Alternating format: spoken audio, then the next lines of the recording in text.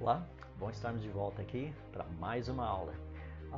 Eu gostaria de gastar um pouco de tempo hoje com você fazendo uma revisão desse bloco que nós estamos terminando, que é sobre a origem da informação. Por outro lado, eu gostaria de incentivá-lo também, ou incentivá-la, a dar uma olhadinha de novo no que nós vimos sobre a origem das teorias. Isso vai ser bem legal para manter bem fresquinho assim na sua mente o significado das teorias, porque no nosso próximo bloco nós estaremos tratando especificamente da origem do universo. O que vem depois disso, sobre a origem da vida. Então, ter em mente a origem das teorias é muito, muito importante, vai te ajudar bastante a certas coisas que parecem não fazer sentido, mas elas fazem todo o sentido. Pois bem, vamos tratar um pouquinho a respeito do que nós vimos até aqui. Você se lembra que na última aula eu falei um pouco a respeito dos dois tipos de complexidade, tá? Eu vou tratar, assim, vou dar uma visão geral do que nós vimos desde o começo sobre a origem da informação, no caso, a origem da informação codificada, para a gente ter uma boa noção e daí a gente poder avançar um pouquinho mais, deixando tudo pronto para essa teoria ou para as teorias relacionadas com a origem do universo e a origem da vida. Então vamos lá. Você se lembra que eu comecei tratando especificamente a respeito da teoria do design inteligente. O que eu procurei falar um pouco a respeito dessa teoria é que ela não é uma teoria que possui embasamento religioso. Não, ela não procura mostrar que existe um designer e que esse designer é Deus. Ela só diz o seguinte, que ao estudarmos a natureza, nós percebemos que existe design, que existe propósito, que existe planejamento. E devido a isso, nós sabemos que esse tipo de design e planejamento, isso aí é decorrente de inteligência, não de processos naturais, de aleatoriedade, deixa-me colocar dessa forma. Então é bem legal a gente poder entender que a teoria do design inteligente é uma teoria com consequências empíricas e ela é desprovida de qualquer compromisso religioso. Esse é um ponto importante. E o segundo é que ela se propõe a detectar detectar, eu digo empiricamente, tá? Se o design observado na natureza, se ele é genuíno, ou seja, é produto de uma inteligência mesmo, ou se seria resultado só de processos naturais e aleatórios. Então essa é a ideia principal da teoria do design inteligente. Essa teoria ela tem um instrumento fascinante para poder trabalhar essa questão do design, que é a parte que nós chamamos de informação. E é sobre isso que eu gostaria de avançar um pouquinho mais nas nossas ideias aqui. É muito legal a gente pensar que informação não é algo material. Não é, tá? Mas ela requer um meio material tanto para ser armazenada quanto para ser transmitida. Por exemplo, o que eu estou passando para vocês é informação. E eu estou precisando usar, por exemplo, um microfone que capta a minha voz. Também estou precisando usar umas câmeras que estão ali na frente que captam a imagem e tudo isso está sendo depois guardado no computador, no HD, etc. e coisa e tal. Ou seja, a informação ela está sendo armazenada. Tá? Eu tenho um cantinho ali para a gente colocar tudo isso. E também ela está sendo usando esses meios materiais para ser transmitido. Mas toda essa informação, tudo isso que você está recebendo, nasceu aqui na minha mente. Não é algo que você consegue pegar, nem eu. E por isso nós entendemos que informação é algo não material. Você se lembra quando eu falei a respeito do computador, que tem as duas partes, tem o hardware e tem o software? O hardware é a parte que a gente pega. O software não dá para a gente pegar, tá? Essa é uma parte assim bem interessante. Pois bem, são as duas partes. O software é o lado que está relacionado com a parte da informação. Portanto, o que nós precisamos entender é que informação ela é literalmente a mensagem. Não é o meio onde a mensagem está guardada, tá? Não é. Não é os sistemas ou os meios utilizados para a transmissão dessa mensagem. Informação é a mensagem propriamente dita. Então é muito legal e é importante nós entendermos que Informação, então, não é só uma questão de quantidade de símbolos, regras que regem esses símbolos e tudo mais. Vai muito, muito além disso. Informação está relacionada diretamente com a mensagem que está sendo transmitida. Você se lembra que nós tratamos dos 5 níveis de informação? Deixa eu lembrar um pouquinho, ver se você lembra os 5. Vai lá, tenta. O primeiro era... Como é que é? Lembrou ou ainda não? Eita, vai lá. Primeiro a gente está tratando com a questão dos símbolos todos. A primeira parte está relacionada com a estatística. Lembra? Então, na estatística, nós pegamos os símbolos. Quantos símbolos, a quantidade deles. Nada de ordem por enquanto, tá? Só símbolos. A gente quer saber quais símbolos estão sendo usados e a quantidade que eles aparecem para a gente saber, de uma forma geral, o que é esse tudo, se isso aí é informação ou não. A gente pega o segundo passo da informação, o segundo nível, que é o que nós chamamos de sintaxe. Ou seja, a sintaxe está relacionada com as regras que esses símbolos são utilizados. Então, uma coisa bem legal, como que esse negócio é utilizado. Ou seja, qual ordem que eles aparecem, o que é possível, o que não é possível, o que é permitido, o que não é permitido. Então, sintaxe nada mais é do que as regras, ou o conjunto de regras que trabalha, ou seja, faz com que esses símbolos apareçam numa sequência organizada. Daí nós vamos para o terceiro ponto, que é a parte da semântica.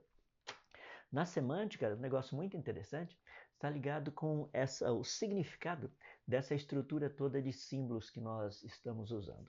Então, na semântica, a parte de significado é muito, muito importante. Eu gosto de usar um exemplo para ilustrar. Eu pergunto assim para as pessoas: você gosta de manga? Geralmente as pessoas falam: nossa, eu amo, eu adoro, eu gosto demais. Daí eu pergunto: você gosta de manga curta ou comprida? De repente a pessoa olha para mim e fala: o quê? Porque a pessoa, quando eu pergunto se você gosta de manga, geralmente a pessoa está pensando na fruta. Não, eu estou pensando na manga de camisa. Se você gosta de manga curta ou manga comprida. Percebe? Semântica, portanto, trabalha com o significado, essa sequência de símbolos. Lembra que o que eu acabei de colocar agora, por exemplo, manga, usa o mesmo número de símbolos, os mesmos símbolos, mas com significados diferentes. Isso é o que a semântica trata. Depois da semântica, a gente tem a pragmática. Na pragmática, a ideia é qual a intenção de apresentar esse significado, ou seja, essa mensagem, essa ordem de símbolos que possui uma sintaxe específica, possui um número específico de símbolos e tudo mais. Qual a intenção em tudo isso? Percebe? Nesse caso da pragmática, é muito importante nós entendermos que informação, ela tem uma intenção, tem um tipo de um... O que eu gostaria de fazer com isso? O que eu gostaria que as pessoas soubessem? Então, esse quarto passo, esse quarto nível, desculpe-me, da informação, que está bem, bem relacionado com o seu significado, trata literalmente da intenção do porquê essa mensagem. E o último nível, que é o nível número 5, é a apobética. No caso da apobética, ela procura ver qual resultado desejado com essa mensagem. Deixa eu dar um exemplo prático. Imagina que você estivesse num lugar com muitas pessoas. Vamos supor, você foi lá num restaurante. Você está lá com todo o pessoal e de repente um dos garçons diz o seguinte: tem um carro ali fora pegando fogo. Rapaz, se você foi de carro, você vai querer saber qual carro. Você vai perguntar. Se você não foi de carro, você nem vai se preocupar com a informação, você vai ficar curioso, certo? Mas não vai ter aquela resposta diferente de quem foi com o carro. Percebe? Isso é o que a pobética faz. Qual é o resultado esperado com a informação? Você se lembra que nós aplicamos esses 5 níveis ao DNA e nós percebemos que a informação contida no DNA, ela literalmente é informação como esses 5 níveis que nós encontramos aqui. Ou seja, esses 5 níveis, se você se lembra, são níveis utilizados pelo Instituto SET para saber se, por exemplo, um sinal vindo do espaço teria vindo de uma fonte inteligente ou não. Em outras palavras, se um sinal vindo do espaço passar por esses 5 níveis, por esses testes, vou colocar assim, nós teríamos plena convicção que esse sinal vindo do espaço teria vindo de uma fonte inteligente.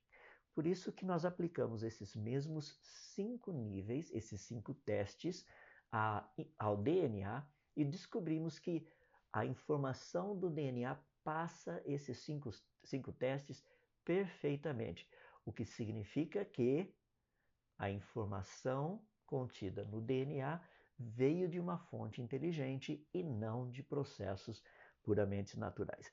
Então, isso foi praticamente o que nós olhamos ali, estudamos sobre a informação. Daí nós tratamos, inclusive, também dos 2 tipos de complexidade.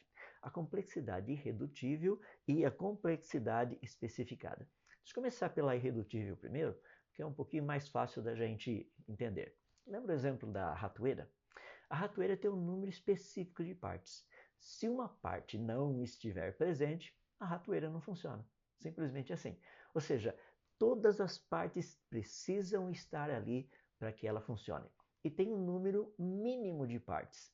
Se esse número mínimo for reduzido ainda mais, o sistema entra em colapso, ou seja, a ratoeira não funciona.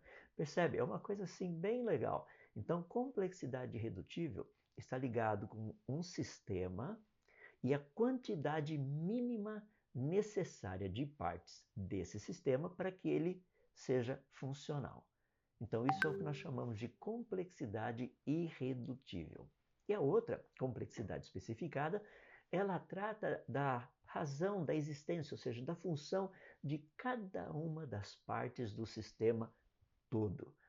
Isso é um negócio bem legal, porque cada parte tem a sua função. Cada parte desempenha algo para que o negócio todo funcione. Mas você lembra do exemplo que eu dei a respeito do relógio? Qual é a função do relógio? A função do relógio é marcar o tempo. Mas a função das partes individuais é marcar o tempo? Não. Essa daí é a função do todo. Se o todo funcionar, não tem problema. Daí o tempo, a gente consegue determinar o tempo pelo relógio. Mas cada parte é relacionada diretamente com o tempo, ou seja, a parte em si, cada engrenagem, falando de relógios assim mecânicos, ou dos relógios que são os digitais, se cada componente digital ele tem a específica função de marcar tempo. Percebe? A resposta é não. É o todo que mostra o tempo. Você se lembra que foi justamente com essa ideia que eu comecei perguntando o seguinte: se você estivesse andando num campo e você encontrasse uma rocha e alguém lhe perguntasse há quanto tempo essa rocha está aqui? Se você dissesse assim, sei lá, desde sempre, né? Faz mó tempão. Seria algo racional dar esse tipo de resposta? Claro que sim. Mas e se você estivesse andando pelo mesmo campo e você encontrasse um relógio? E daí a pessoa lhe perguntasse, há quanto tempo esse relógio está aqui? Faria sentido você responder, desde sempre. Não, não faz sentido. Porque você sabe que os dois são diferentes. Como é que a gente sabe a diferença entre uma pedra e um relógio? Porque a resposta teria que ser diferente. Não poderia ser igual? Não, não poderia ser igual. Por quê? Porque um não foi criado, o outro teria sido criado. Percebe a diferença? E a gente sabe como isso funciona. Lembra que eu falei a respeito da tese do relojoeiro? Foi uma tese bem interessante. Eu vou deixar para você lembrar o nome de quem fez essa proposta. Foi no comecinho do século XVIII, tá? Lá nos anos, século XIX, lá no comecinho dos anos 1800. Vê se você se lembra. Ele tratou disso num livro que ele escreveu sobre teologia natural. Bem legal. Dá uma olhadinha lá só para relembrar quem escreveu e quanto tempo antes de Darwin ele escreveu essa teoria do relojoeiro. Volta lá e dá uma pensadinha. Uma coisa que eu gostaria de falar para vocês também, que é um negócio muito legal, é que eu citei rapidamente, é a ideia de antevisão.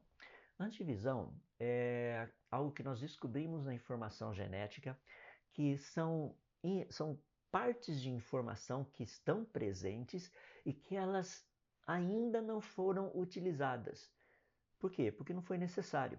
Lembra que quando eu já citei rapidamente, nós vamos ver mais quando nós entrarmos na parte da vida, que adaptação e variação, isso daí são coisas naturais, isso aí não significa evolução, tá?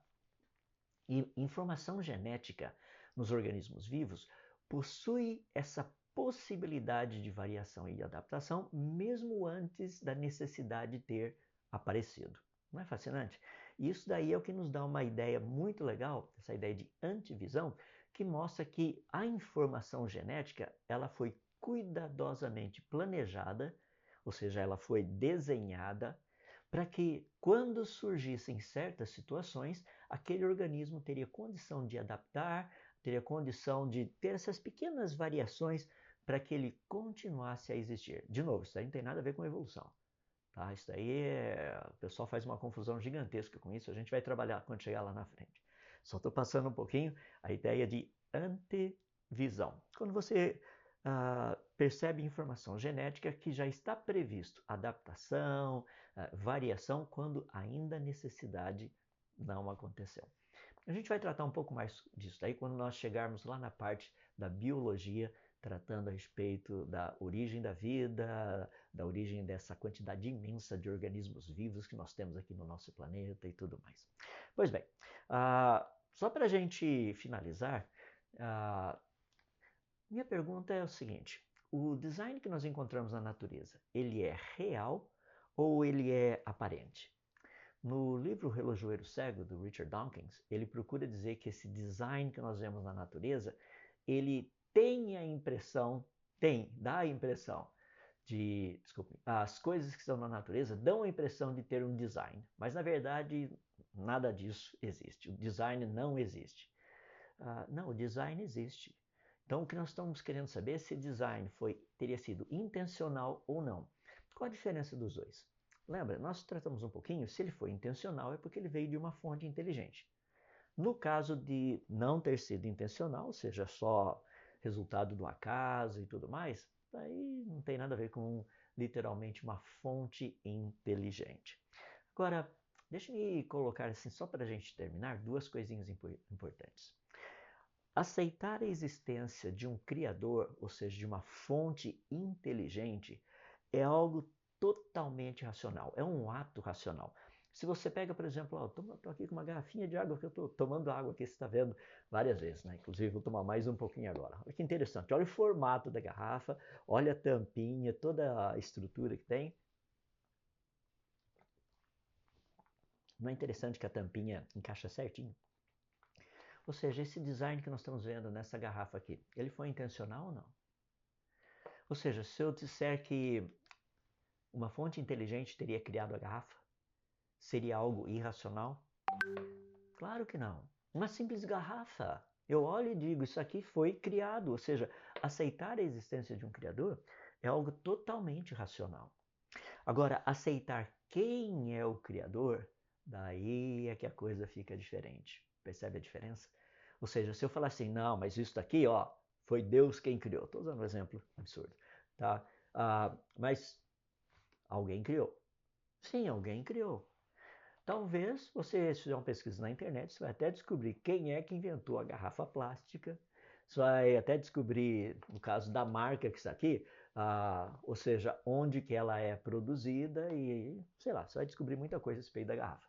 E vai descobrir que ela não veio de um processo aleatório, mas sim que ela foi criada. Eu acho que nem precisaria discutir tudo isso, né? Só para você entender que a garrafa foi criada. Percebe? Então, aceitar a existência de uma inteligência superior, de um criador, é algo totalmente racional. Agora, quando nós dissermos quem é esse criador, daí nós estamos tratando da fé.